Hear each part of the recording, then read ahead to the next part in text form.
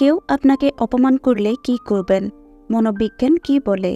আমরা প্রায় সবাই জীবনের কোনো না কোনো সময়ে অসম্মান কিংবা অপমানের মুখোমুখি হই। শুনতে হয় নানা নেতিবাচক কথা। এতে অনেকে মানসিকভাবে ভেঙে পড়েন। নেতিবাচক এসব কথা অনেক সময় কাছের মানুষজনের কাছ থেকেই বেশি শুনতে হয়। এমন পরিস্থিতিতে কি করবেন? প্রথম কথা হলো অতি ভাবনা ছেড়ে ফেলুন। নিয়ন্ত্রণ করুন নিজের আবেগকে। আবেগ নিয়ন্ত্রণ করতে পারলে অস্বস্তিকর পরিবেশ আপনি সহজেই মোকাবেলা করতে পারবেন। তবে হ্যাঁ, এই ধরনের পরিস্থিতি মোকাবেলার সময় আপনাকে অবশ্যই শান্ত, স্থির ও আত্মবিশ্বাসী থাকতে হবে। অপমানজনক কথা মোকাবেলা করার কিছু উপায় চলুন জেনে নেই। শান্ত থাকুন। কেউ হয়তো আপনার প্রতি নেতিবাচক মন্তব্য করেছেন। আপনি রেগে যাবেন না। আবার আপনি যে তার কথায় আঘাত পেয়েছেন কিংবা হতাশ হয়েছেন সেটাও তাকে বুঝতে দিবেন না। তাহলে ব্যাপারটা তার জন্য আরও মজার হয়ে উঠবে, আরও বেশি নেতিবাচক মন্তব্য ছুটতে থাকবে। তাই আপনাকে শান্ত ও সংযত থাকতে হবে। প্রতিক্রিয়া জানানোর আগে কিছুক্ষণ সময় নিন, বুক ভরে শ্বাস নিন। এমনটা করলে অস্বস্তিকর পরিবেশ তৈরি হবে না। পুনর্বিবেচনা করার সুযোগ দিন। কেউ আপনার প্রতি নেতিবাচক মন্তব্য ছুড়ে দিলে পাল্টা প্রতিক্রিয়া দেখাবেন না, বরং মন্তব্যকারীকে তার কথার পুনরাবৃত্তি করতে বলুন। এমনটা করলে মন্তব্যকারী কিছুটা ভরকে যাবেন এবং নিজের ভেতরে এক ধরনের অস্বস্তি বোধ করবেন। এতে তার বলা কথাটা পুনর্বিবেচনা করতে বাধ্য হবেন। সেই সঙ্গে অসম্মানজনক আচরণ করা থেকে বিরত হবেন। নিজের ওপর বিশ্বাস রাখুন। মনে রাখবেন, কোনো ব্যক্তি আপনাকে অপমান করেছেন মানে তার নিরাপত্তাহীনতাই প্রকাশ করছেন। মনে রাখবেন, লোকে যা বলবে আপনি তা নন। তাই নিজের উপর বিশ্বাস রাখুন, মনোযোগ দিন নিজের শক্তির উপর। মিশুন সেসব মানুষের সঙ্গে যারা আপনাকে সমর্থন করেন এবং যথাযথ মূল্যায়ন করেন। অন্যের কটূক্তি হাওয়ায় মিলিয়ে যেতে পারে। আপনার মানসিকতা যদি হয় শক্ত, যথাযথভাবে জবাব দিন। অপমানজনক কোনো কথার জবাব যদি দিতেই চান তাহলে মাথা ঠান্ডা রাখুন। মোটেও রেগে যাবেন না।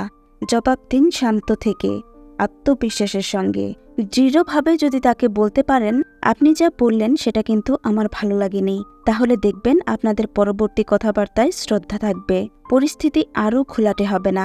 উদ্দেশ্য জানতে চান? কেউ আপনাকে বারবার অপমান করলে দ্বিধা না করে সরাসরি তাকে জিজ্ঞেস করুন। বলুন, আপনি কি আমাকে অপমান করার চেষ্টা করছেন? এতে দেখবেন অপরপক্ষ তার বলা কথা নিয়ে ভাবতে বাধ্য হবে কিংবা নিজের বলা কথা ফিরিয়ে নেবে। পাশাপাশি আপনাদের কথোপকথনের নিয়ন্ত্রণ চলে আসবে আপনার হাতে। সম্পর্কটা কেমন সেটা ভাবুন।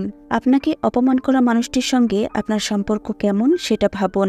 চিন্তা করুন সেই সম্পর্ক আপনার কাছে কতটা গুরুত্বপূর্ণ।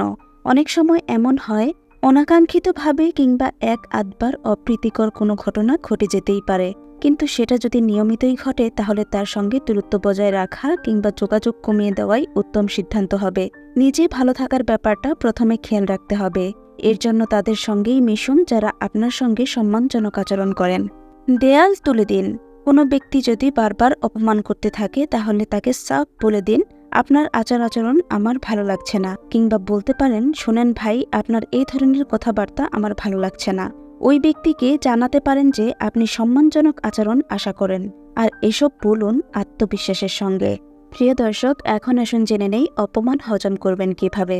অন্য একজন আপনার সঙ্গে কেমন আচরণ করবে আপনার নিয়ন্ত্রণে সেটা নেই, কিন্তু আপনি কিভাবে সেটি সামলাবেন সেটা আপনার নিয়ন্ত্রণে।